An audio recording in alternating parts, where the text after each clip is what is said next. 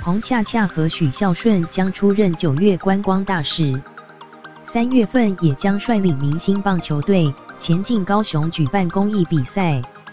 彭恰恰宣布会由常韩国瑜担任开球嘉宾，而到时候会用什么方式行销高雄？彭恰恰不松口透露，只说会做不一样的事情。艺人彭恰恰安打，全垒打。彭恰恰拿着棒球棒作势挥棒，宣告3月即将到高雄举办明星公益棒球赛。海报上还放上长的照片，宣布韩国瑜到时候会担任开球嘉宾。艺人彭恰恰这个赛事其实在去年选举以前就很早就决定，跟选后无关。我们就去拜会韩市长说，可不可以邀请韩市长参与来开球，他一口就答应。为什么要这里讲？因为这样讲，他就后悔不了。彭恰恰不只要率领球队前进高雄打棒球，他和许孝顺还被邀请担任9月份观光大使。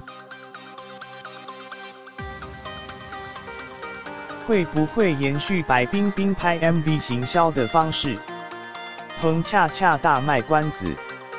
艺人彭恰恰应该说需要我们做什么？因为我们2个无所不做，任何需要欢乐一点，需要感性一点，我们通通都可以。我觉得要做点不一样的，我觉得要尊重每个人，不管拍摄的手法或呈现的方式，通通给予尊重。彭恰恰透露，这是无酬代言，当作是在做公益。不过他担任贺岁国片《大3元》的监制，票房却不理想。艺人彭恰恰可能要在题材方面要再想一下，我觉得已经没有贺岁片这事情了，不存在贺岁片了。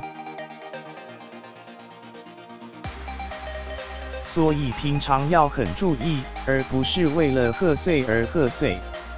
今年春节档期的国片表现不如预期，彭恰恰认为题材应该要创新，不过还是对电影圈保持信心。